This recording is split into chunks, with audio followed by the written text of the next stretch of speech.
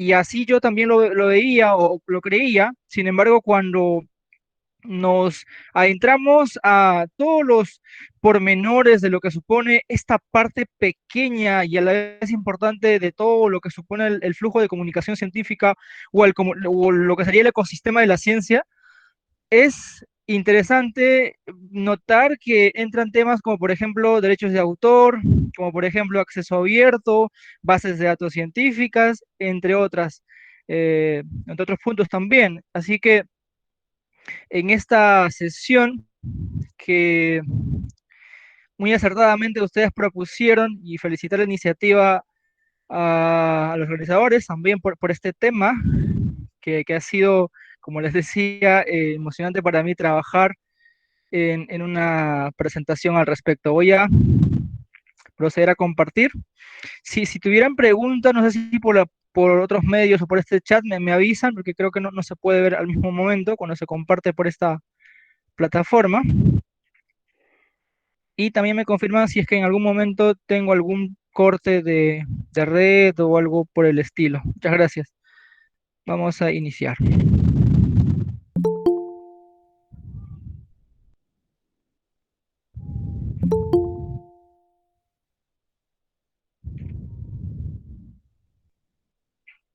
¿Me confirman?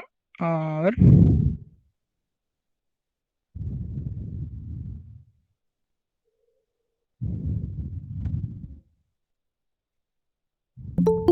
¿Sí? Pantalla. Sí se nota. Muy bien. Bueno, en primer lugar, el compartirles a nuestros datos de contacto si quisieran conversar posteriormente o discutir. Tenemos el Twitter o por un correo personal también. Apoyamos en algunas iniciativas estamos trabajando en iniciativas de divulgación, como por ejemplo a través de un canal de YouTube. Hemos implementado hace algunos años esta plataforma de revistas peruanas, .info, donde casi cada mes sacamos novedades sobre lo que tiene que ver con este mecanismo de la comunicación de la ciencia, que son las revistas, sobre todo peruanas, donde hay mucho por hacer y hay también, al igual, hay experiencias que compartir de las buenas prácticas que se están dando. Y bueno, antes de mencionar o conversar sobre este punto, hay un tema que les mencionaba, que es el tema de las bases de datos, ¿no? Eh, a consecuencia de la coyuntura actual en que nos encontramos, pues muchos cambios han sucedido en las universidades, dentro de los claustros, incluso no solamente en el aspecto eh, de gestión educativa o de docencia, sino también en la parte administrativa y, cómo no, en el aparato o en la infraestructura que tiene que ver con investigación. A propósito del tema de la investigación y hablando de un marco coyuntural más grande que es lo que ha devenido en los últimos años a consecuencia del licenciamiento de las universidades peruanas, el acceso a bases de datos o la suscripción a recursos de información o bibliotecas virtuales para las universidades es un punto que se ha tomado como álgido, porque es un criterio o varios criterios a cumplir, no solamente para el tema de licenciamiento, sino también para temas de acreditación, ¿no? Ahí son dos conceptos afines, semejantes, pero no significan lo mismo, acreditación y licenciamiento. Y yo trato de distinguir primero cuáles son esas plataformas que tienen una finalidad distinta, ya sea si estás iniciándote en investigación y estás escribiendo tus primeros artículos, tus primeras contribuciones, o ya eres un investigador con larga trayectoria y más bien necesitas recursos más potentes, como por ejemplo aquellos que son las bases de datos de citas y las bases de datos bibliográficas. Las conocemos, son el monopolio o el duopolio actualmente, ¿no? En el mundo, las bases de datos de citas o de literatura científica a nivel global, Web of Science y Scopus. Pero estas dos solo son fuentes de datos a través de las cuales podemos acceder a una serie de información o de las cuales, mejor dicho, derivan algunos recursos de información como serían los rankings de revistas, pero así no lo conocemos. En el ámbito técnico, más bien, por ejemplo, Shimago Journal Rank, que se basa en Scopus, por cierto, y aquí un par de días ya va a salir la nueva edición del SJR 2020. Estas plataformas prefiero definirlos como sistemas de clasificación de revistas en lugar de rankings, ¿no? Porque rankings hay muchos y hay de todo tipo. Y se distinguen en estos dos grupos porque pues Web of Science tiene una cobertura tradicional orientada hacia las ciencias exactas, históricamente hablando. Y posteriormente se creó la base de datos de ciencias sociales y más recientemente, hace unas cuantas décadas atrás, la colección de artes y humanidades. Y es así que por eso Web of Science tiene tres colecciones distintas. ¿Y para qué es importante hablar de ello? Porque a diferencia de Web of Science, Scopus no hace esa distinción entre sus colecciones, solamente es Scopus y ya. Es decir, una revista está indizada en Scopus o no está indizada. En cambio, si está indizada en Web of Science, lo estará siempre en cuando al área en que corresponda. O sea, está en Web of Science, pero perteneciente a una colección de ciencias, o a la colección de sociales, o a la de artes y humanidades. Pero de estas tres, solo dos calzan en este ranking o en este sistema el JCR, que también va a salir próximamente en junio de este año.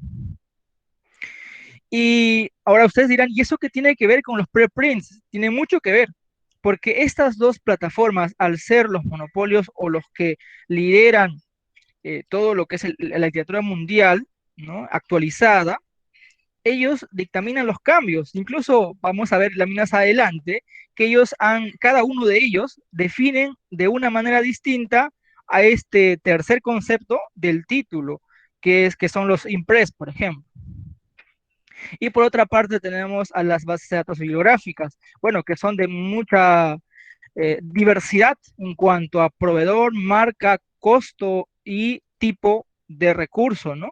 Están las bases de datos de tipo agregadores, las bases de datos de ebooks, por ejemplo, las bases de datos bibliográficas en sí, etcétera, etcétera, ¿no?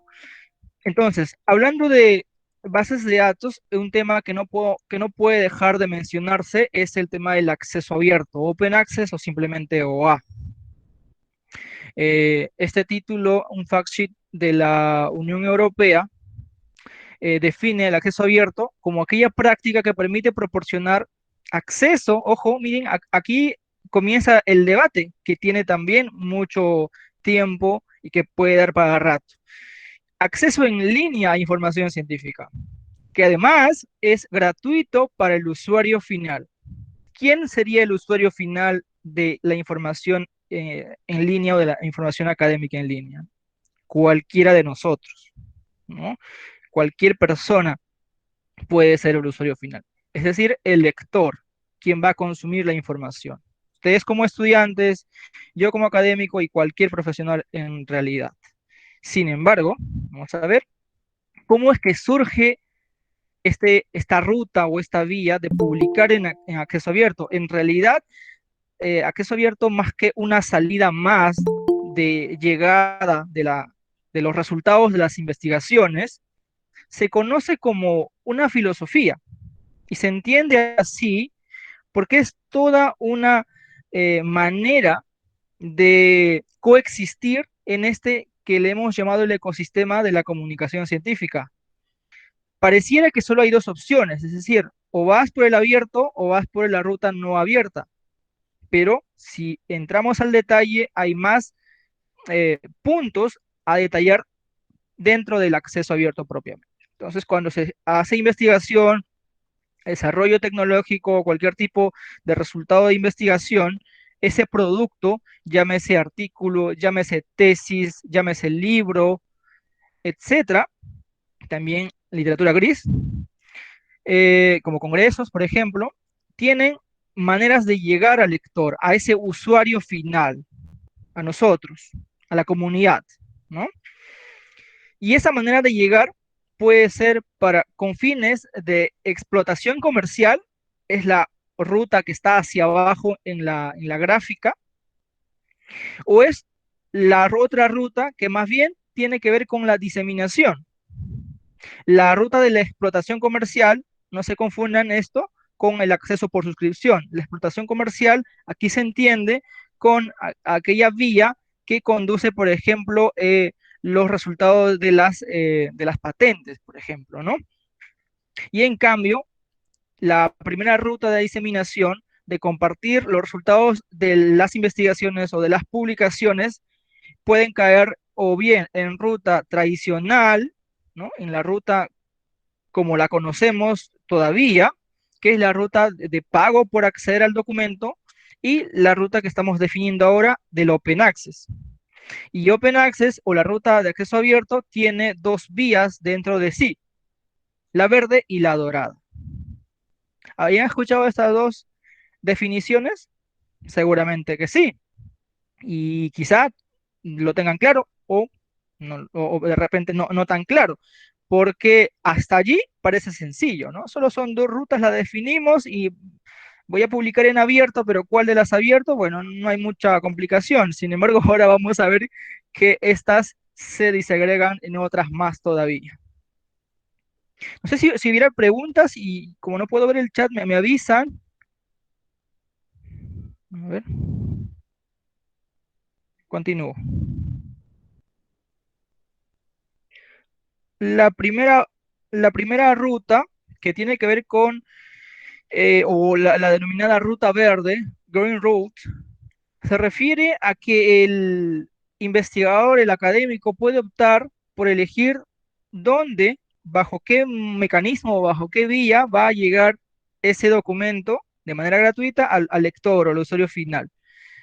Y a través de esos mecanismos, a través de esta ruta, se contemplan básicamente la publicación del documento o, en términos técnicos, el depósito de una copia de mi manuscrito en algún repositorio de estos tres tipos, ¿no? Sus tres tipos como para distinguir cuáles son los que existen en la literatura o bueno, en la práctica, ¿no? En el caso de las universidades peruanas, pues por ley, de la ley del acceso abierto, hablando de la ley del acceso abierto, la ley del 2013, esta ley que indica que las universidades o las entidades públicas, sobre todo, están obligadas a crear y mantener un repositorio, un portal único, ¿no? Donde se publique, se organice y se disemine investigación de resultados académicos que la entidad produce. Por eso es que se llaman repositorios institucionales, porque están adscritas a una institución. Ahora, todas las universidades tienen un repositorio institucional. Claro que todavía muchas, y desde los inicios, estos repositorios institucionales nacieron como quizá repositorios temáticos, o más bien como repositorios no institucionales en estricto senso que supone la definición, sino solamente como repositorios de tesis, ¿no? Bueno, esto supone, en resumidas cuentas, la ruta verde. Publicar en un repositorio copias de tu manuscrito que vas a someter a una revista X. Eh, Creo que acá se movió. ¿No? Ahí se movió ahí. Y la otra ruta es la ruta de acceso por la vía dorada, que son las otras vías de acceso que, por ejemplo, a través de una revista, y que la revista, si antes publicaba en acceso de pago, es decir, si cualquier lector quería acceder al documento, debía pagar, ahora ya no, porque ha adoptado una vía del acceso abierto, pero este costo que antes lo asumía el lector, ahora lo asume alguien más. Ahora lo vemos quién. Y definiendo, estas revistas publican respetando ciertos, obviamente, procesos. No es que porque una revista ponga a libre disposición el artículo, ese artículo sea de menos calidad. Algunos ligeramente pueden decir que sí, pero no es así en realidad, ¿no?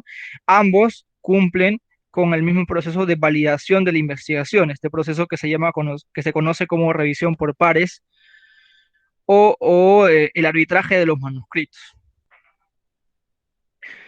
Eh, y también aquí la precisión es que estos artículos se publican bajo cierta declaración de posibilidad de uso del artículo. Esto se conoce como licencia Creative Commons, que luego también lo definimos. Pero así como hay estas dos claramente distinguidas, la ruta verde es que publicas una copia de tu investigación, de tu artículo en tu repositorio. La otra ruta es la ruta dorada, que a través de la propia revista, la misma revista, publica en abierto. Claro que hay costos de por medio que lo trasladan del lector hacia alguien más. Pero hay otras nuevas rutas, como por ejemplo la ruta bronce o la ruta híbrida o la ruta diamante. Bueno, como esta no es una exposición sobre las rutas de acceso abierto, ahí nomás lo dejo, pero para que tengan conocimiento al respecto. Ahora, sí, aquí entramos a detallar justamente el tema de los preprint y inicialmente con esta pregunta, ¿no? ¿Publicar en abierto entonces tiene costo?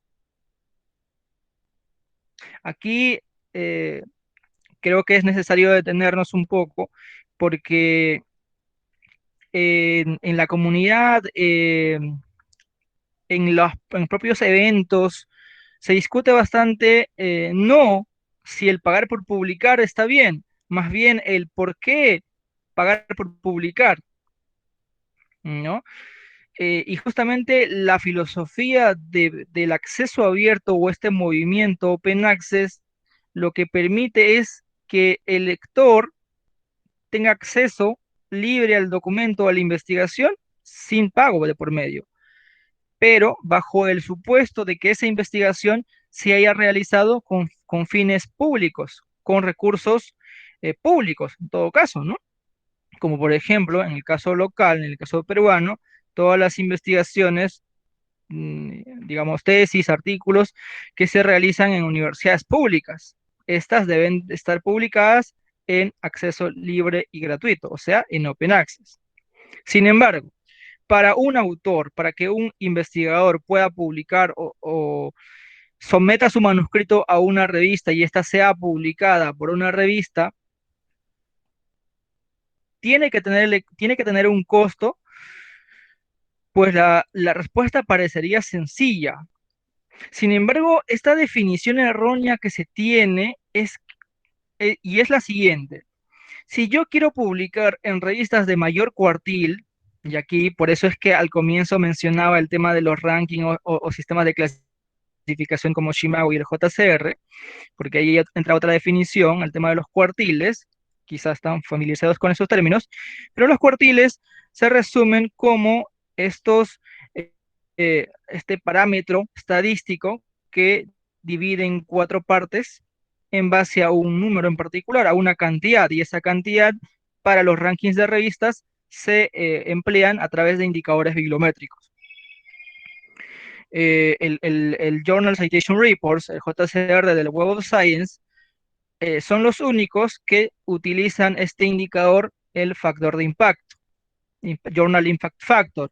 Así que cuando escuchen este término de que publicas en alto impacto, automáticamente su mente se va a que ha publicado en una revista Web of Science y que esa revista Web of Science está clasificada en el JCR. Cualquier otra definición, pues no es la correcta. Eh, por otra parte, en el caso de Shimago, ¿no? También tenemos, es muy conocido, es una plataforma abierta, gratuita, a diferencia del JCR, del Web of Science, el Shimago al ser gratuito también tiene una clasificación según un ranking que es el Shimago Journal Rank Indicator. Igual, tanto estas dos plataformas utilizan esta noción de estratificación estadística a nivel de cuartiles. En base a estos dos indicadores que les he mencionado, los agrupan en 25% superiores, corresponderían al cuartil 1 y así sucesivamente hacia abajo. Entonces, cuando dicen que yo quiero publicar en revista de mayor cuartil, entonces suponen que el costo tiene que ser mayor y eso no es cierto, eso no es así, ¿no? Y es penoso saber o entender que esta desinformación cala en muchos académicos, incluso de ellos muy, muy reconocidos y de larga productividad o muy prolíficos en sus campos. Me refiero al ámbito local, al ámbito peruano. Entonces, para responder a esta pregunta, publicar en abierto tiene costo. El costo se llama APC. Esas son siglas del inglés. Ahora les digo cuáles son esas siglas. Y este costo ya no es la que asume el lector, que era el costo de la vía tradicional, de la vía no open access, que quien lo pagaba, el lector, ¿no? Si quería acceder al documento, no podía porque había una restricción o una suscripción que realizar. En esta ruta, hay un costo, pero el costo no lo asume el lector. ¿Quién lo asume? El autor o la institución o el financiador. Es decir, alguien finalmente termina asumiendo el costo. APC, que es técnicamente conocido, viene de estas siglas en inglés. Es una tarifa que se cobra a los autores, ¿no? Para que el manuscrito no sea revisado, ojo, ni para que el manuscrito sea diagramado siquiera. Es para que el manuscrito se ponga en acceso público y gratuito vía Open Access para el lector. Dentro de esta definición podríamos entender que estamos pagando pues justamente por este proceso de la gestión editorial, del flujo de revisión, de la corrección de estilo, etcétera. Pero técnicamente no se está pagando por eso, se está pagando para que el artículo sea puesto a disposición de acceso abierto. Eso es una aclaración que quería hacer. Esta investigación publicada en PRG, les dejo la fuente, indica o concluye en algo interesante que siempre se ha discutido desde el origen del acceso abierto, ¿no? Que si al publicar en acceso abierto versus publicar en la ruta tradicional, en la ruta cerrada, ¿no? O de pago, eso permite que tengamos más citas o no. ¿A quién le importa eso? Al autor, nuevamente. Porque si el autor está pagando para que su artículo no esté en acceso cerrado, sino más bien en alguna de las vías del acceso, bueno, en este caso dorada, de la vía dorada, tendríamos o supondríamos que el artículo va a recibir más citas, ¿no? Pero este estudio es interesante porque miren en estos ratios que muestran, es que ligeramente no hay mucha diferencia, incluso publicar en cerrado, ¿no? Tiene cierta diferencia a favor entre recibir más citas versus publicar en abierto. Entonces volvemos a la pregunta. ¿Tiene sentido publicar en abierto si todavía estamos pagando como autores, el lector tiene acceso libre y gratuito, no lo consume, no lo está usando? Parece que la respuesta es contradictoria, pero veamos la ruta verde. ¿Y cuál era la ruta verde? Ya dijimos que es la de publicar a través de una plataforma de repositorio, por ejemplo, ¿no? Y en la ruta verde, el artículo se publicó en una revista de paga, en una revista Closet, en la gráfica en gris. Sin embargo, ese mismo artículo, dado que la revista me lo permite, publico una copia en mi repositorio. Estoy adoptando la ruta verde porque la revista así lo tiene adoptado como sus políticas, pese a que ella es de paga. Y según esta gráfica, según esta investigación, los artículos publicados bajo ruta verde obtienen un mayor ratio de citaciones. Creo que también el modelo híbrido está en esta investigación siguiéndole los talones, ¿no? Esta investigación es importante o es controversial justamente porque nos pone a pensar más allá de solamente de que quiero publicar y ya. Y ahora la presión por publicar es muy fuerte, ¿no? No solamente en docentes, sino también incluso creo ahora hasta el pregrado ha llegado. Y en el posgrado ya también, a consecuencia de la ley universitaria, ¿no? Eh, Y bueno, ahora vamos a conversar sobre las versiones preliminares, que sería como la definición en español del preprint y el postprint, ¿no? Estos dos términos que son en inglés, en español serían versiones preliminares del manuscrito. ¿Y cuál es su rol, cuál es su ubicación dentro del flujo editorial?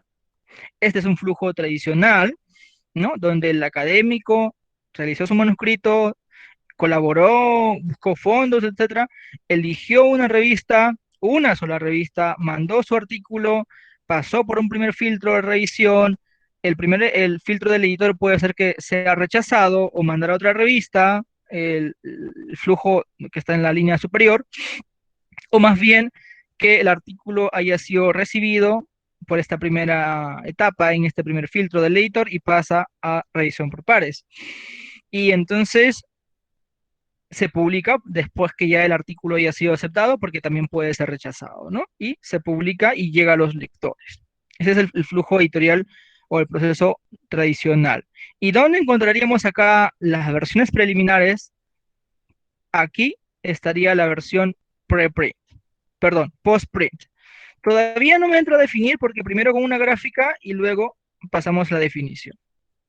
Y en la segunda gráfica, que sería más simplificada, porque la versión preprint aparece aquí. Desde que el manuscrito estaba en borrador y está listo para ser sometido a la revista en cuestión. Esa sería la versión preprint. Y la gráfica superior, la versión postprint. Vayamos a la definición. Bueno, en ambos casos, ¿no? Tenemos la etapa ahí.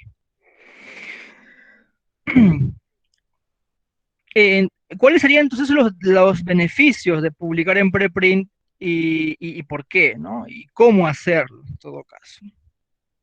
Publicar en preprint supone poner en acceso abierto el documento, el artículo sometido de forma inmediata, ¿no? Al momento de someter el manuscrito. Es decir, cargaste tu manuscrito en el OJS de la revista o en el Scholar One, en el Editorial Manager, cual sea el sistema de la revista, o lo mandaste por correo, no sé si todavía revistas reciben por correo, esa misma copia que estás mandando lo publicas o lo depositas, que es el término técnico, en algún repositorio, en algún servidor de preprints.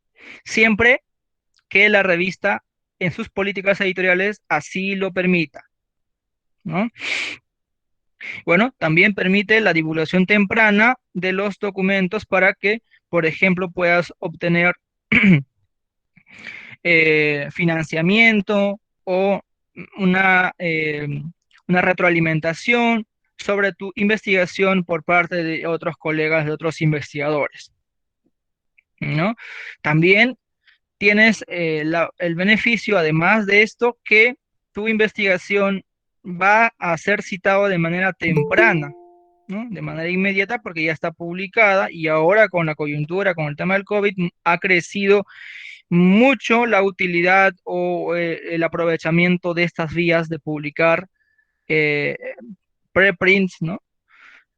Y pues también han salido nuevas plataformas de preprint, como por ejemplo el año pasado en abril, que salió o se liberó el servidor de preprints de Cielo. Hay toda una clasificación que hice de estos servidores preprint, que servidores es el término técnico para referirse a repositorios, ¿no? Entonces, así como hay repositorios temáticos, mencionamos por ahí, también hay aquí servidores o repositorios de servidores de preprint temáticos. En el área médica pues, conocemos a medRxiv, por ejemplo, creo que no lo puse ahí. Eh, no lo puse abajo en Subject Repositories porque está arriba. ¿Y por qué se les denomina servidores de preprint para journals? Porque muchas revistas, ya sea de las grandes editoriales o los llamados mega journals, o revistas en general de nuestra región, de nuestro país, o también, por ejemplo, esto es una novedad que ha salido el año pasado, fue en septiembre u octubre, donde Scopus ya incluye preprints dentro de la base de datos, ¿no? Pero solamente aquellos preprints que estén depositados en estos servidores, como por ejemplo Archive, que es un servidor, el que aparece en la gráfica superior, que incluye áreas o ciencias como por ejemplo física, química, matemáticas y afines. BioArchive, ciencias biológicas en general. y medRxiv, pues en ciencias de la salud, ciencias de la vida, ¿no? Y les decía que a estos tres es donde prioriza o donde considera como una fuente relevante para que estos preprints aparezcan ahora ya en Scopus, ¿no? Esto es una gran revolución que recuerdo en el 2018, no estoy seguro de la fecha, pero en 2018 nos llegó una encuesta, o hizo el Elsevier una encuesta acerca de si, que cómo la comunidad veía que preprints apareciera en la base de datos. Así como lo fue hace unos 8 años, un poco más, o más o menos, de la aparición de los impress, ¿no? Que es otro término que todavía está pendiente de definir. Esta fue una gran revolución también que hizo, pues, en este caso mencionamos a Scopus. Así hay otras plataformas vinculadas a revistas, como este producto, eh, el PMC, Preprints, ¿no? O el propio PLOS, ¿no? PLOS, de toda la cadena de revistas PLOS, también tienen un repositorio, un servidor de preprints.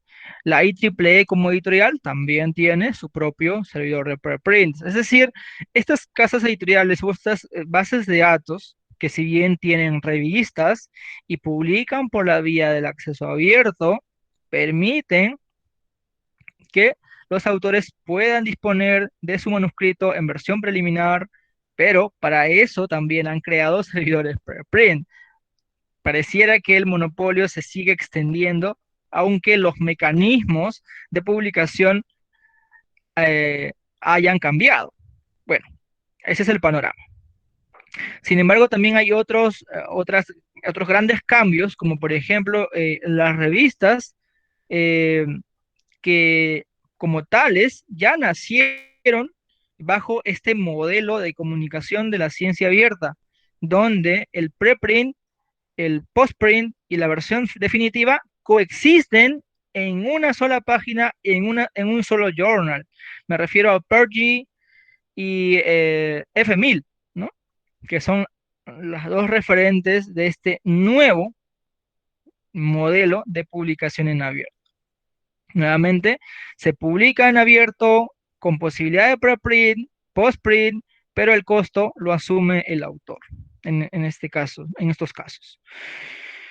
Tenemos algunos servidores o repositorios libres o gratuitos, como por ejemplo el de Zenodo o el Figshare o el muy usado en áreas como sociales, humanidades, incluso también ahora ciencias de la salud, ResearchGate, ¿no? Ahí no puse Academia Edu, pero Academia Edu, según lo que dice la literatura, es más utilizado por las ciencias biológicas, ciencias médicas, con respecto a ResearchGate. Pero bueno.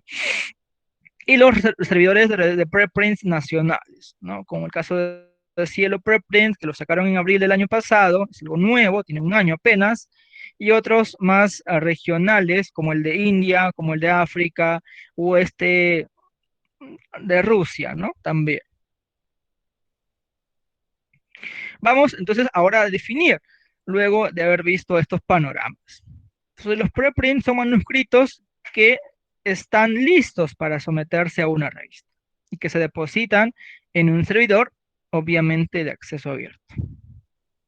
Y aquí el término que usé o que estoy usando es depósito, pero el término depósito también puede entenderse como eh, autoarchivamiento. No suena tan bonito porque es una traducción literal del inglés. Así que en lugar de autoarchivo sería depósito. Se autoarchiva previamente o en paralelo, ¿no? Lo que les decía, al envío de una revista. Claro que este manuscrito va a pasar por su proceso tradicional. Algunos dicen, ¿no? ¿Y qué pasa si la revista donde sometí mi manuscrito y la que me permitía depositar una copia en preprint, esta revista me rechaza? Pues es, es común, ¿no? Es tradición, es normal. Te toca buscar otra revista igualmente que tenga las mismas políticas de eh, permitir el depósito en preprints o el depósito de autoarchivo. De otro modo, pues si no lo haces así, y puedes incurrir en que cuando la revista o el equipo editorial reciba tu manuscrito y vea que hay una copia divagando en internet, te puedan indicar que ese manuscrito no es original. Aunque esta definición de original ya quedó en el pasado, ¿no? Y vamos a ver ahora por qué. Láminas posteriores. Esta gráfica es genial, eh, esta imagen, ¿no? Porque nos resume, ¿no? Estas tres etapas. Yo me voy a guiar para definir cada uno de las tres etapas de estas tres versiones. Postprint, entonces, por su parte, es la versión ya después de la revisión que ha sido aceptado y que el autor ha hecho las correcciones respectivas. Puede ser en primera ronda, segunda ronda, etcétera. ¿Qué es una ronda? Eh, Cuando el editor manda el artículo a revisión por pares, y casi todas las revistas utilizan este término, ¿no? El proceso de revisión por pares. Aclaración, revisión por pares no significa que vayan a mandar a dos autores. Generalmente a dos revisores. Generalmente mandan a dos revisores o más, pero esto de revisión por pares no es porque sean dos personas, sino es porque se refiere a pares académicos, es decir, que son académicos con una formación, con una trayectoria semejante al que el investigador de lo que trata el artículo o el manuscrito. Por eso se refiere a pares, no porque sean dos, porque les diré, hay revistas que utilizan hasta 5 revisores, revistas en español, revistas locales o digamos de Latinoamérica, ¿no? Claro que lo mínimo aceptado es dos académicos, dos árbitros. Por otra parte, no es una regla que pueda ser flexible en otras áreas, como por ejemplo en las áreas de humanidades, en algunas áreas sociales, con uno es suficiente. Bueno, eso ya es otro tema. Esa sería la definición de un postprint.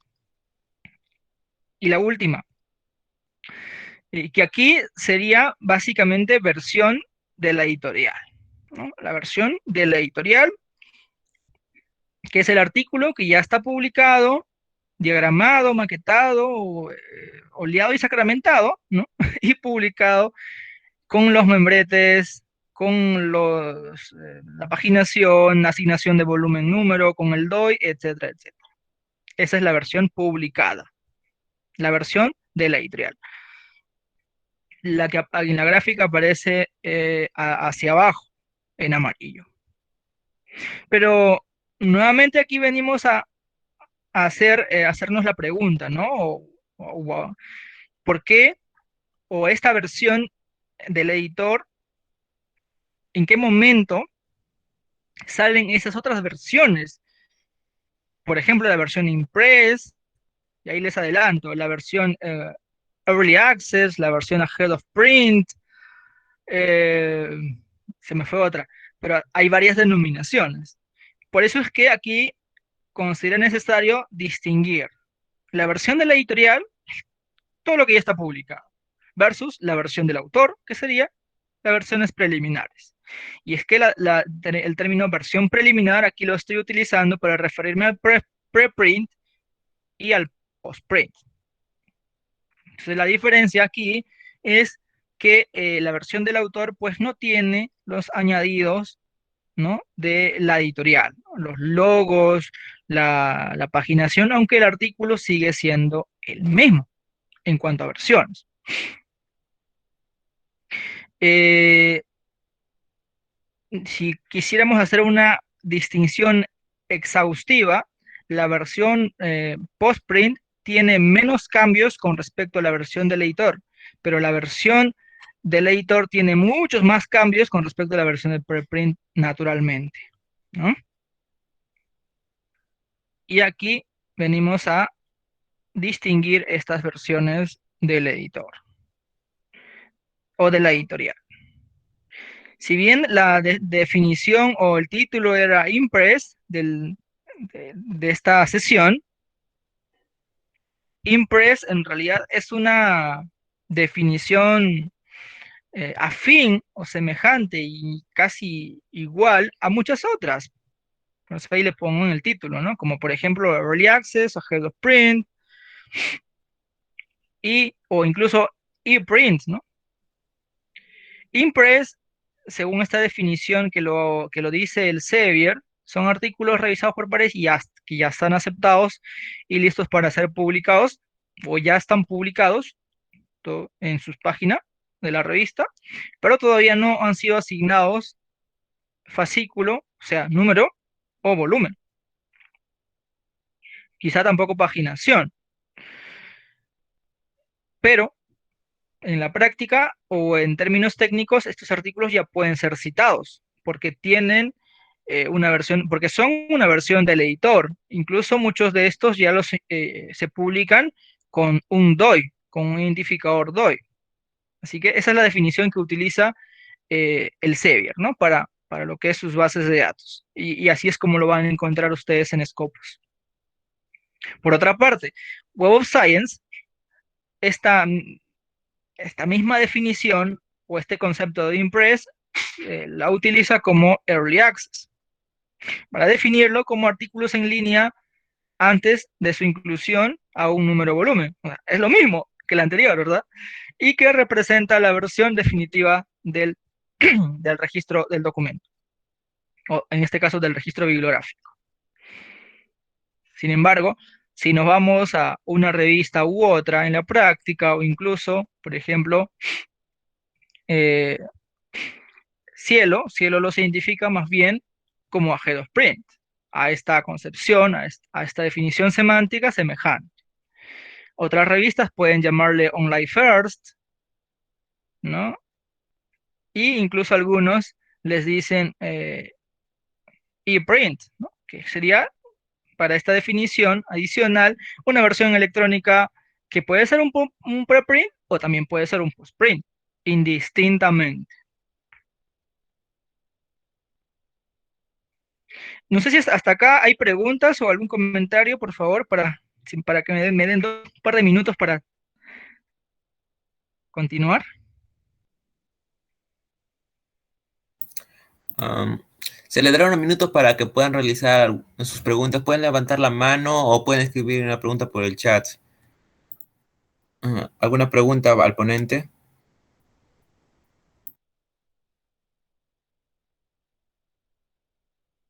Ah, E.T. Bionix ha preguntado, ¿qué es la literatura gris?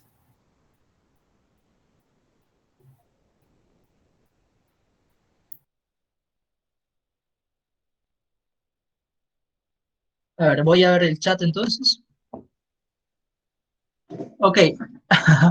No veo el nombre, pero creo que literatura gris tradicionalmente la definimos como aquella publicación que no pasa por un proceso de validación o de rigurosidad de la investigación, es decir, como por ejemplo un proceso de revisión por pares. Y tradicionalmente, ¿cuáles eran considerados como literatura gris? Digo tradicionalmente porque ahora la definición ha cambiado por la práctica. ¿A qué se referían? O se refieren a patentes, a documentos de Congreso o artículos en Congreso y tesis, entre otros. En lo que sería áreas como en áreas sociales como economía también incluiríamos los reportes o los white papers, los documentos blancos, la traducción literal del inglés, eh, y en otras áreas los documentos, por ejemplo, de consultoría, ¿no? Para extender la definición. Pero ahora los artículos de Congreso, por ejemplo, o las investigaciones, los conference papers, los proceedings, ya se evalúan por pares. Entonces, esa definición ya quedaría en el pasado. Pero esa es la definición de literatura gris. Cualquier investigación que no pasa por un proceso de revisión por pares, como lo es con los artículos de investigación, los artículos académicos, por ejemplo.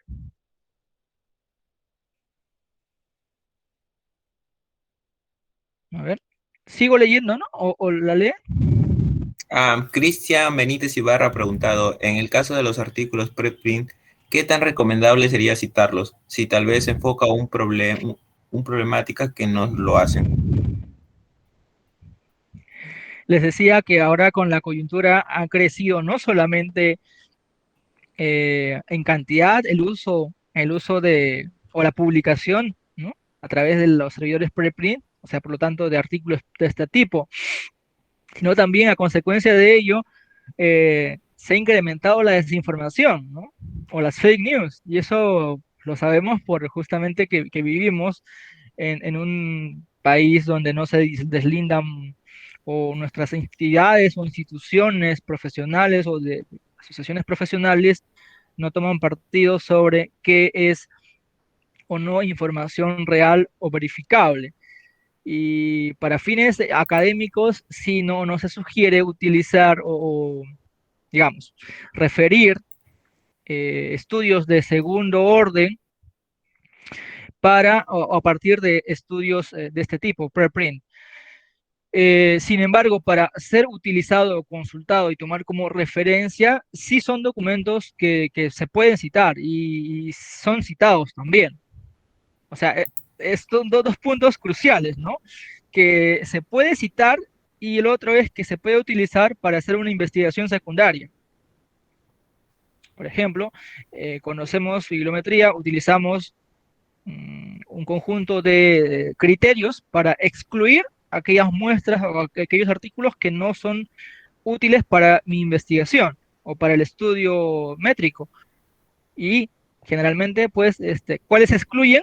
Los que se le llaman como no citables. ¿Cuáles son los no citables? Editoriales, cartas al editor, en sociales, las reseñas, etcétera. Esos serían los no citables. Me quedo solamente con los citables. Volviendo al tema de los preprint y al caso del ejemplo que les estoy dando, allí, dentro de esos artículos que excluiría, sería también los preprint, por ejemplo. No así sucede con los impress. Los impress sí ya pasaron por el proceso de revisión por pares y sabemos porque ya está publicado en la revista y se podrían utilizar como elementos para un estudio secundario. Pero el que sea citado o no, eso corresponde más bien a la integridad de la investigación y a la pertinencia de lo que estás investigando y que consideras que es prudente incluirlo en tu estudio, ¿no? Por ejemplo, para la parte, en un artículo, para la parte de la introducción, ¿no? Donde hay un reforzamiento teórico, y no tanto para la parte de discusión, porque justamente esos estudios no tienen una validación de pares todavía. Esa sería mi respuesta. Ya. Dana Terrazas ha preguntado, ¿los investigadores son investigadores que revisan artículos de investigación como voluntarios o son investigadores contratados por la revista para hacer la revisión de los artículos que llegan a una revista?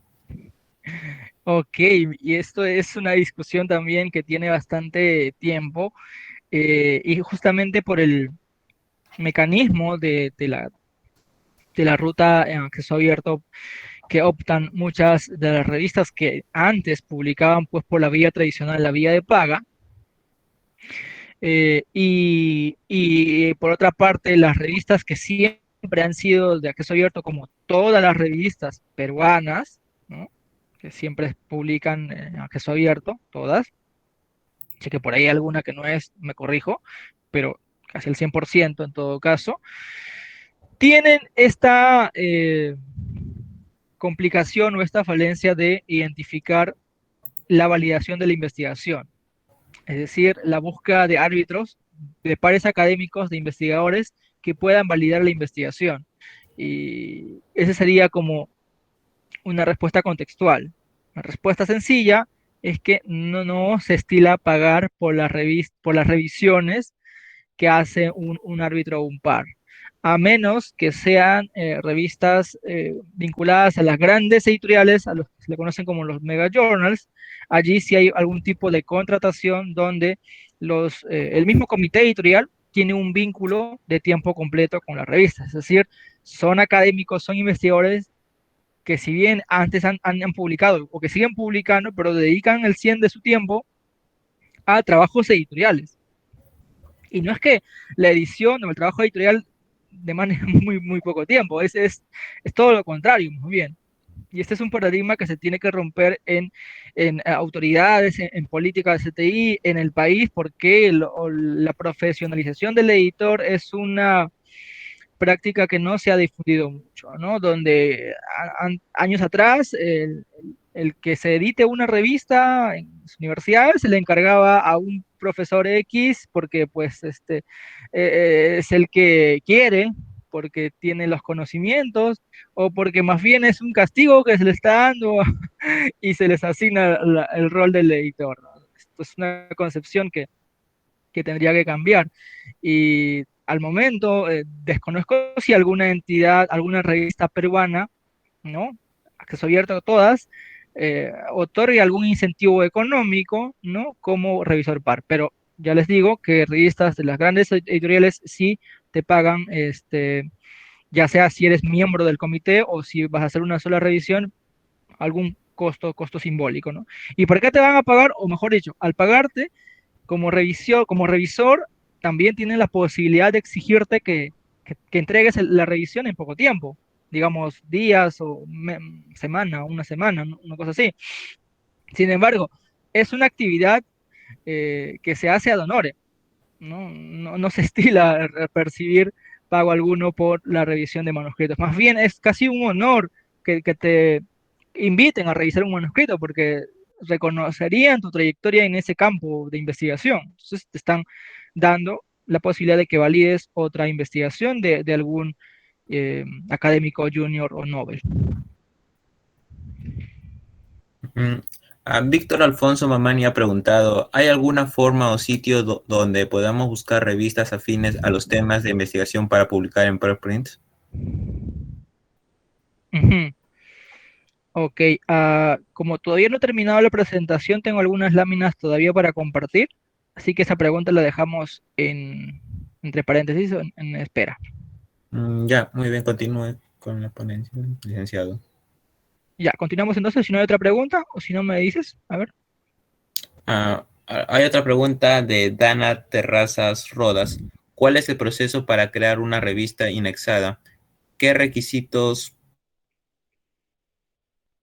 Ok, bueno, creo que no es tema de esta presentación, pero si gustan, ahí tenemos nuestro dato de contacto al final, ahí les puse para conversar sobre ese tema, porque es un tema también que da para larga discusión, ¿no? El tema de la eh, evaluación de revistas o de la calidad de las revistas, sobre todo las peruanas que necesitan de mucho apoyo. Creo que esas serían todas las Mm, preguntas, ¿no? Para continuar. José Ricardo ha preguntado, la última es, A ¿puedo ver. distribuir en acceso abierto un artículo publicado en una revista de acceso por suscripción? Ujú. Así es, sí puedes. Y esa sería la ruta verde, ¿no? Donde tú coges tu manuscrito y lo depositas, lo publicas en un repositorio, por ejemplo, de tu universidad, ¿no? Claro que, como les decía, los repositorios de las instituciones, de las universidades actualmente están abocados casi al 100% para que sean repositorios de tesis. Y esa no es la naturaleza de un repositorio, ¿no? Más bien es generar e incluir todo lo que genera la entidad, la institución en una sola plataforma. Por eso es que es institucional. No es un repositorio de tesis, pero así lo utilizan muchas. Entonces, sí lo podrías a través de esa, siempre en cuando la revista, obviamente, permita esa posibilidad, ¿no? Y justamente ahora, en esta segunda parte, vamos a ver ese tema. Y creo que ya con esto continuamos. Sí, esas serían todas las preguntas hasta ahora. Puede continuar. Ya, continuamos entonces.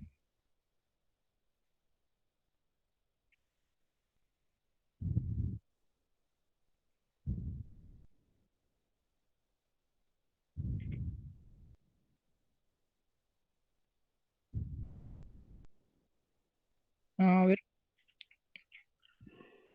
creo que moví. Nos quedamos acá. Nos quedamos acá. Ujú. Entonces, creo que por ahí preguntaban el tema de, ¿no? La última pregunta, y por lo tanto, este título ayuda a aclarar un poco más. Acceso libre o abierto supone gratuidad al artículo. Aquí en esta eh, acepción, por ejemplo, o comparación idiomática en el inglés, el término free tiene un solo significado para referirse a libre y también para gratuito. Sin embargo, en el español no hay esta confusión, o más bien hay la precisión de utilizar dos términos distintos, ¿no? Libre y gratuito, que no son lo mismo. Eh, esta problemática en el inglés al menos, se ha distinguido en lo que es el uso de software con estos dos conceptos. Freeware para referirse a gratuito y free software para libre. En comunicación científica, por otra parte, el acceso libre no implica acceso gratuito. Es decir, alguien asume el costo, ¿no? Eso es. Y esta imagen nos permite resumir casi todo lo que hemos conversado hasta el momento. Incluso vamos a atrevernos a responder esta pregunta que estaba pendiente, ¿no? Eh, el investigador publica, estamos leyendo la primera ruta, ¿no? Publica en una revista de acceso abierto. La revista le cobra al autor este concepto que es el APC. Finalmente, producto de ello que vemos que el acceso al documento es inmediato, o sea, vía Open Access. Es decir, el lector puede disponer de la publicación gratuitamente, ¿no? Pero ya hay un costo asumido por el autor.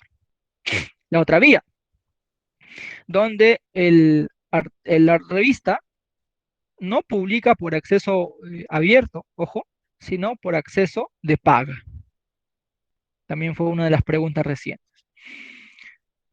La revista publica en acceso de suscripción, es decir, el lector tendría que pagar para acceder a este artículo en la revista, en la revista.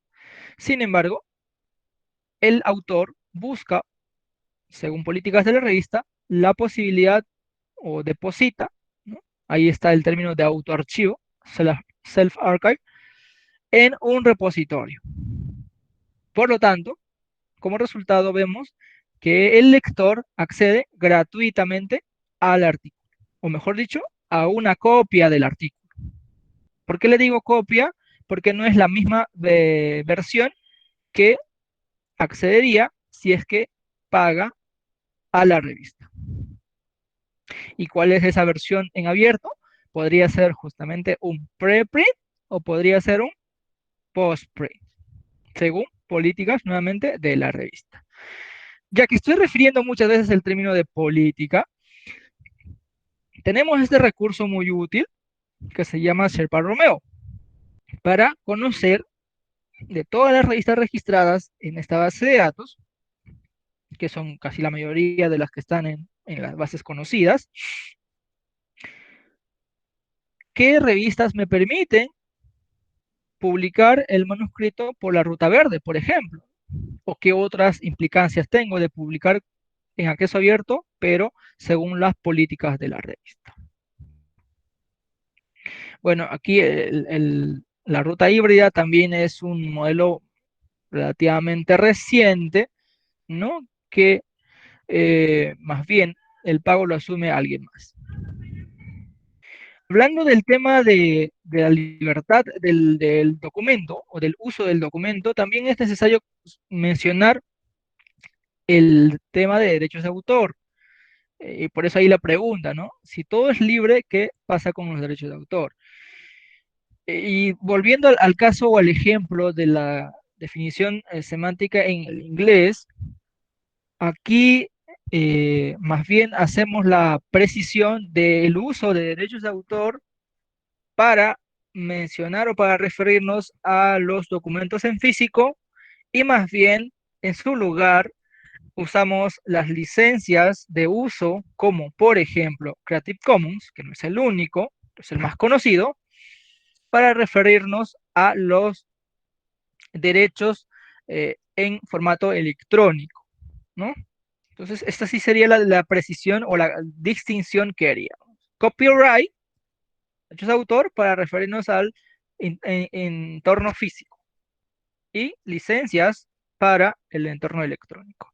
Y por eso Creative Commons allí es una iniciativa que permite esclarecer todas las posibilidades que se otorga públicamente para disponer del documento, que si bien está en abierto, pero bajo qué condiciones o restricciones. Esas son las 5 combinaciones de licencias que existen según Creative Commons, ¿no? Y bueno, ahí podemos ver cuál significa cada uno. De menor a mayor, las que está la parte superior son las menos restrictivas, son las que puede hacer muchas cosas, más que con las que están en la parte inferior, las más restrictivas. Todas las revistas que están en DOAJ, por ejemplo, cumplen algún criterio o alguna licencia de este tipo, o u otro tipo de licencia particular. Si quisiéramos saber más de esto, nos vamos ahí al link, ¿no? creativecommons.org, y esta página Choose para elegir según lo que yo quiero hacer con mi artículo, cuál opción, cuál combinación elegir. De hecho, las revistas que publican en abierto con pago del autor también se adoptan casi siempre a las combinaciones más restrictivas, las que están más hacia abajo. Mientras que las revistas que publican en abierto y siempre nacieron en abierto, por ejemplo, la revista Cielo, la mayoría, no todas, la mayoría adoptan las políticas más abiertas, ¿no? Las más hacia arriba. Sería como un comentario al respecto. Nuevamente, ahora hablando de Sherpa Romeo. No puse allí, pero esto se refiere a Sherpa Romeo. Esta plataforma nos permite identificar un conjunto de políticas sobre el cual el autor puede determinar o elegir si la revista le permite hacer o qué hacer con su artículo, por ejemplo, en la vía, si hay una vía de acceso abierto. Vamos a ver de izquierda a derecha. Si hay una posibilidad de publicar en acceso abierto, si esta vía permite un pago, ¿m? Por ejemplo, si no se permite en abierto, ¿no? ¿Cómo van los derechos? ¿Cuáles son las condiciones de ir por la vía abierta o no? Las licencias, los requisitos, algunas políticas del editor y este periodo de embargo, ¿no? Que es una cláusula para que tú puedas disponer de la copia de tu investigación, de tu artículo, por la ruta verde, según lo que la revista te indica. Esto es muy común, ¿no? En las revistas de paga, ¿no? Que si bien están de paga, tú puedes adoptar la ruta verde, poner una copia en tu repositorio, pero siempre que cumplas este tiempo de exclusividad. Es decir, si se publica ahora en mayo y la revista te da 12 meses de embargo, todavía en mayo del 2022 tú podrías ponerlo en un repositorio, por lo tanto, optar por la ruta verde. Eso es Sherpa Romeo. Propiamente este camino supone cambios en políticas editoriales de la revista. Esto ya atañe en cuanto a la gestión de la propia revista en sí. Por ejemplo, las revistas deben incluir en sus políticas editoriales, en sus normas para autores, esta precisión de que permiten que los autores utilicen la ruta de depósito de autoarchivo en formato o en versión preliminar como un preprint, por ejemplo, o en todo caso un preprint o postprint. Está abierto a como la revista lo indica. Siempre que lo indiquen sus políticas para autores, debieras de aceptar o entender que la revista tiene políticas claras. Si no lo dice, contactar al editor. Los artículos publicados por una revista entonces ya no son inéditos.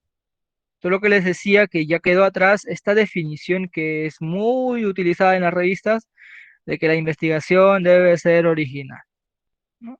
Si la revista adopta políticas preprint o de ciencia abierta, como las de apertura de versiones preliminares, entonces ya los artículos que va a recibir no son inéditos, porque ya están publicados previamente o una copia está en un servidor preprint.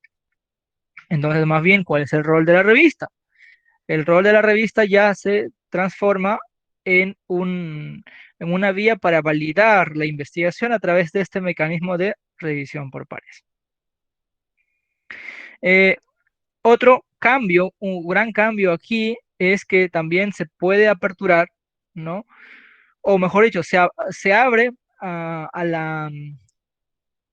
el mecanismo conocido como doble ciego dentro de la revisión por pares. Nuevamente, el proceso de revisión por pares le decía que no es necesariamente que sean dos personas, pueden ser más árbitros, pero supone que se envía a pares académicos. Pero este mecanismo de doble ciego implica que el revisor o los revisores no conocen la identidad de los autores y los autores tampoco de los revisores. Sin embargo, cuando ya se adopta la política de preprint, ya se elimina o deja de existir este mecanismo de doble ciego. Así que si encuentran una revista que dice que permiten preprint y dice que hacen doble ciego, están mal, ¿no? Están en un error. Más bien, ya no sería doble ciego, sino sería simple ciego. ¿Por qué? Porque los revisores pueden conocer, de hecho, conocen la identidad de los autores. Quizá los autores no conozcan de los revisores, pero al menos en una vía eh, no hay todavía posibilidad. Si ambos se conocen, entonces ya no es simple ciego, es revisión por pares abierta. Bueno, ese es otro tema. También el autor, el corresponsal, el que somete la revista, ¿no? Debe indicar en el manuscrito sometido si se deposita en un servidor preprint. Obviamente hay un formato para hacerlo que la revista debe adoptar y indicar la URL o el DOI si es que lo hay de esa versión preprint. Cielo Preprint da un DOI gratuito para los preprint. Fishshare, Zenodo, entre otros, también dan un DOI gratuito, ¿no? Para tu versión preprint. También en el historial, que es una parte de información que aparece en el manuscrito, se debe indicar la fecha de presentación como no solamente como recibido, sino también como preprint. Eso es un detalle adicional en el tema de la presentación del artículo, ¿no? En esto que se le llama el historial. Lo que hasta la fecha se pone como recibido, aprobado, publicado, ahora incluye también la versión de fecha del preprint. Y bueno, también se espera que se incentive a los autores a enviar preprints, ¿no? A recibir un manuscrito y definir qué tipo de servidores preprint la revista considera válidos, considera como confiables. Bueno, esas son políticas general para las revistas, ¿no? Pero que como académicos, como posibles autores, también es necesario que lo conozcan. Eh, el tema del acceso abierto se maneja desde varias frentes. Por ejemplo, de los repositorios, desde las revistas, como es el caso de DOAG, ¿no? Donde les decía que todas las revistas que están allí adoptan algún tipo de licencia, algún tipo de licencia Creative Commons u otra. Y en DOAG vamos a encontrar revistas que están publicando en Open Access, obviamente. Y por la ruta verde, si quisiéramos llamarlo por ese lado, tendríamos a los repositorios. Hay un mayor conjunto de directorios de repositorios, como por ejemplo el latinoamericano, ¿no? Que es el caso de la referencia, o los europeos, ¿no? Core, o el global Open Door también, entre otros. Esta es la gráfica que les mostraba, ya con eso estaríamos cerrando. ¿Cómo van las publicaciones? Esta es una gráfica que hice en la mañana, de las publicaciones en medicina con afiliación peruana en Scopus en las últimas 2 décadas, pero con respecto a acceso abierto versus no abierto. Miren allí el crecimiento entre la vía de Open Access versus no abierta, ¿no? La vía cerrada ha sido superada por la ruta de acceso abierto.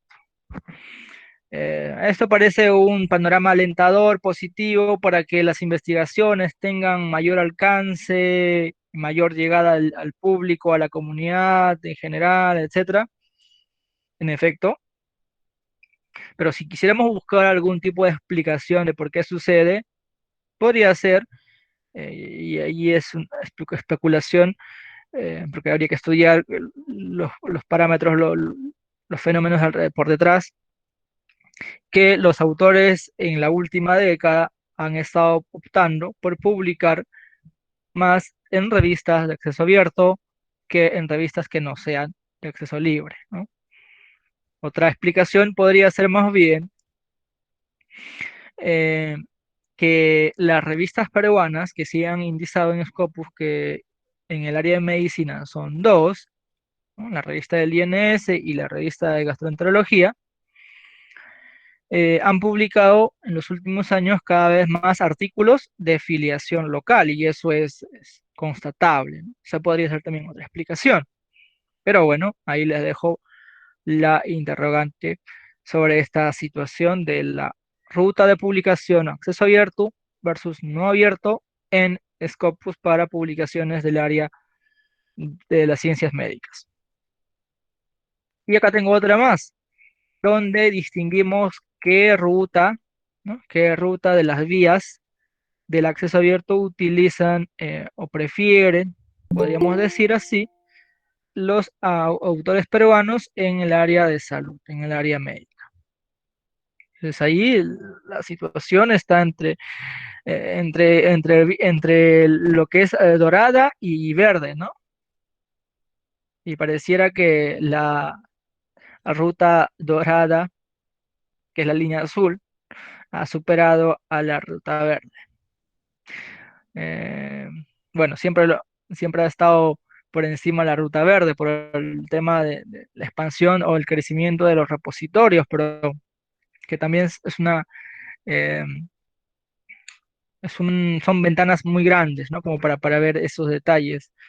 Es interesante de todas maneras entender este comportamiento en esta área en particular, porque si, ahorita estoy haciendo un estudio justamente para ver estos detalles, estas comparaciones, pero en las áreas sociales, ¿no? Bueno, mi área de formación es humanidades, pero me desenvuelvo entre humanidades sociales y algunas cosas también he hecho en áreas de salud, pero este comportamiento en particular en las áreas médicas dista o se diferencia en otras áreas. De todas maneras, allí está la evidencia de cuál es la ruta que se prefiere, que predomina en las áreas médicas, según el acceso abierto. Finalmente, ya con esto creo que estamos cerrando, hacer hincapié en que si bien se puede acceder a artículos de paga, ¿no? Por ejemplo, por la ruta verde, esta es una vía de acceso legal, ¿no? En ningún momento desde la academia, desde ninguna universidad, es posible que se fomente la piratería académica, ¿no? Y seguramente ya saben a qué me refiero, ¿no?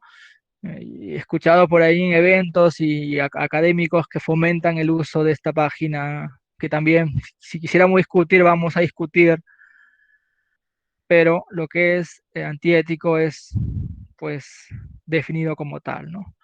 Y bueno, para eso es que les traigo estas herramientas para que ustedes puedan acceder o identificar estas copias en acceso abierto de los artículos que normalmente, regularmente, a través de la página de la revista estarían en acceso restringido. Ya las he probado todas, esta es una de las primeras iniciativas, el acceso, el Open Access Button, el AMPA igual, también es muy conocido, este otro que es del Sevier, perdón, de Clarivate, Copernio, otras más como el Core que ya vimos para identificar obviamente copias en ruta verde, el propio Google, Scholar Google Académico tiene sus herramientas para ello, sus funcionalidades. Lazy Scholar es la que eh, últimamente la he utilizado y me parece también muy, muy útil. Y hay otras más que están en la última línea, que son de paga porque hay que suscribirse, pero igual permiten encontrar copias eh, eh, gratuitas, ¿no? De los que serían de paga por la vía normal. ¿Cómo funciona? Aquí les doy un ejemplo, ¿no? Por ejemplo, este es un artículo que publicamos hace unos años y por la ruta tradicional está de acceso de paga. Si tú le das clic en el PDF, te va a decir, creo que cuesta como $44, una cosa así. Y cuando me ofrecieron, yo como autor corresponsal, publicar una vía, una ruta, o mejor dicho, publicar bajo la ruta en acceso abierto, la revista me cobraba alrededor de unos $2.000. Claro, que porque pertenecemos a un país en desarrollo, te podían bajar, ¿no? Hacer un descuento, el famoso waiver, que podría ser unos $500, un poco más. Pero aún así, como ya sabía que la revista tenía políticas de, de aceptación de autoarchivo, o sea, opté por la ruta más bien verde y no la dorada. ¿Y cómo es la ruta verde? A través de estas herramientas que ustedes pueden, que les mostré hace un momento, por ejemplo, este es el botón de Google Scholar, tú puedes ver allí, estando en la página del artículo, como acá pueden ver en esta casa, la página de la editorial, arriba ven la barra de navegadores, la barra de herramientas del navegador, ¿no? Particularmente Chrome. Instalas estos widgets, estos complementos de navegador. Está funcionando ahorita en la pantalla con la flecha el de Google Scholar, pero ahí a su vez funciona también el otro, que es el de igual a la derecha. Abajo aparece Copernio a la izquierda.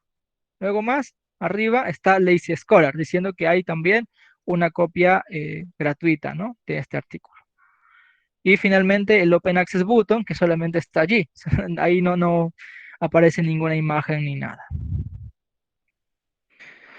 Bueno, eso. Y para concluir, quería presentarles o mostrarles este proyecto en el que he estado trabajando en los últimos años, un proyecto de evaluación, es un portal, ¿no?, que evalúa revistas peruanas, y lo que esperamos es contribuir, entre otras cosas, en mejorar la calidad de las revistas y también fomentar las mejores prácticas editoriales para que las revistas alcancen cada vez un mejor sitial, ¿no? Es decir, consiguen las indizaciones que todos buscamos.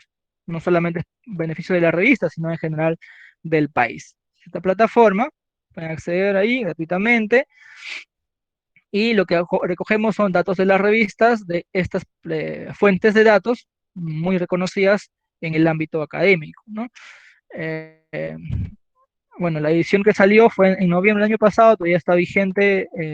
Esperamos hacer un lanzamiento este mes, ojalá que nos dé el tiempo, y lo que nos muestran son gráficas de la revista, ¿no?, de la revista, o de las revistas que se evalúan, por ejemplo, datos de proporcionalidad de autoría. Esto no lo he visto en otras plataformas, quizá ustedes los identifiquen, pero al menos este no es nuestro diferenciador.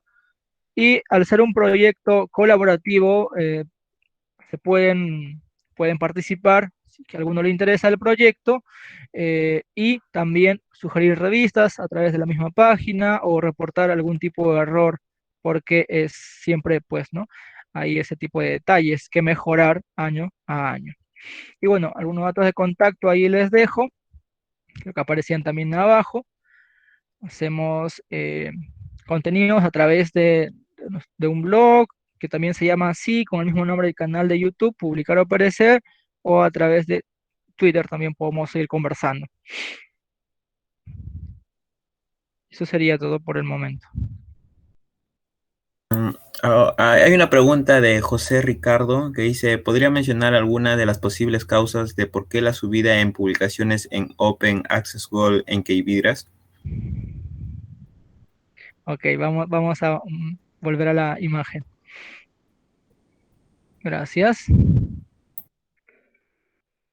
La ruta dorada, ya les decía, es la ruta ¿no? por la que las revistas publican en abierto, pero el costo lo asume el autor, ¿no? En realidad hay subida, si lo vemos así cuantitativamente, claro que acá habría que hacer un análisis estadístico, ¿no? de significancia, etcétera, para ver si en verdad hay diferencia año a año, pero visualmente que vemos que hay subida entre Gold, la vía dorada y la vía verde. La vía dorada ha subido. Yo entendería que es porque hay cada vez más presión por publicar en las universidades peruanas y eso se traduce a que los profesores, los investigadores buscan cada vez más revistas que se entiende o se conoce que publican rápidamente, pero que el costo del APC no es tan bajo, no es tan barato que digamos. Ojo, que por ese mecanismo también pueden caer en publicar en las revistas depredadoras. Este también es un tema de otra discusión. Si gustan por ahí, conversamos luego. Pero esa sería una explicación. La otra es que, y eso ya es sabido, hay algunas cartas o artículos, creo, sobre eso, donde revistas o universidades peruanas, sobre todo las privadas o particulares, apuestan o tienen fondos o incentivos económicos para publicar en revistas de esta vía. Es decir, eh, les financia o les subvencionan a los autores cubrir con estos costos, ¿no? Para que el autor simplemente pues, pueda poder elegir una revista con el, la mejor calificación o la posición en mejor cuartil, etcétera, pero también una publicación en un menor tiempo, quizá. Sin embargo, hay un costo por medio, que no lo haría el autor, sino más bien lo haría la institución a nombre del autor. Eso también es una estrategia de gestión de investigación, ¿no? de las universidades para incrementar sus publicaciones. Esa sería otra explicación quizá más real, ¿no? Ahora hay que comprobar que en verdad es así, ¿no? Pues sería posible hacerlo. Eh, en universidades públicas está este modelo de ayudar al autor. Por ejemplo, en San Marcos lo tenemos, lo tienen, pero solamente aplica para revistas cuartil 1 y 2, por ejemplo, ¿no? Y solo aplican para docentes. Pero claro que ahí sí hay toda una política detrás, una justificación, un sustento de por qué estas y no las de, en general, todas las que contemplan las universidades privadas, ¿no? Esa sería una explicación o una de las dos explicaciones. ¿Alguna otra pregunta? Pueden levantar su mano o escribirlo por el chat. Sí, pueden abrir su micrófono también.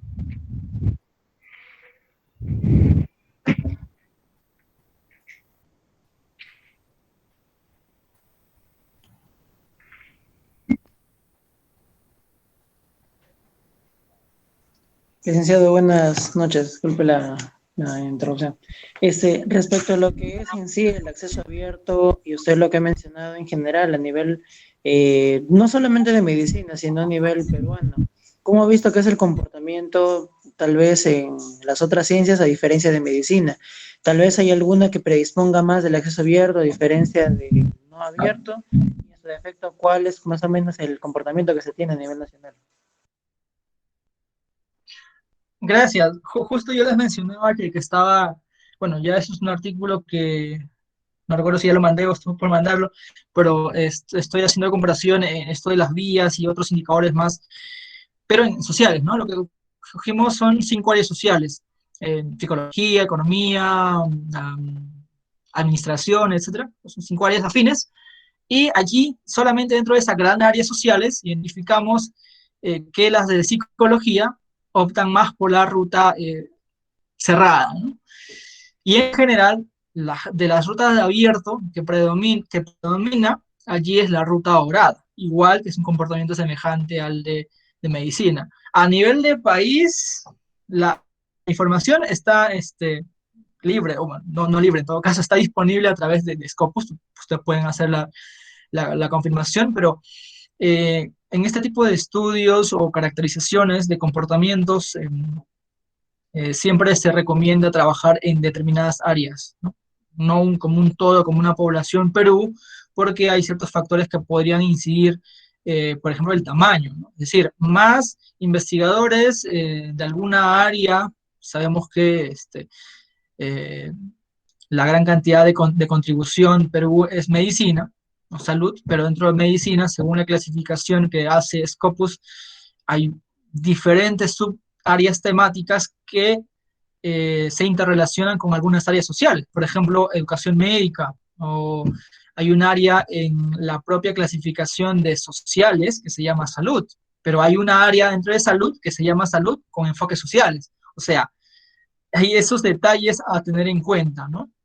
Pero más allá del comportamiento por áreas, también sería interesante estudiar estos otros factores como el que vimos ahora a razón de la última pregunta, ¿no? O la penúltima, que es cuáles serían esos factores que inciden bajo una u otra ruta. Y finalmente ver a futuro, aunque eso ya es tarea de los docentes, entenderíamos de los docentes de CTI, hacer lo que se le llama prospectiva y ver si eso va a tener, va a mantenerse en el tiempo, ¿no? Porque este mecanismo fuerte de publicar en abierto para Latinoamérica va en crecimiento, si bien,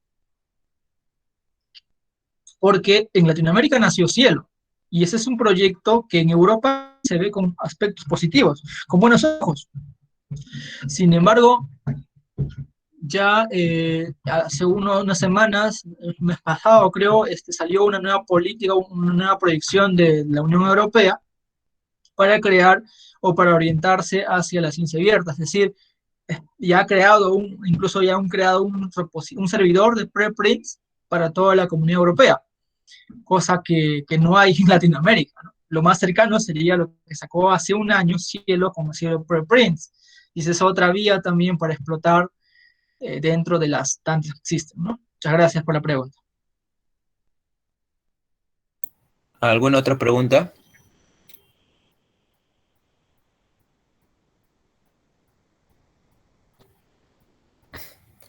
Pueden escribirlo por chat también.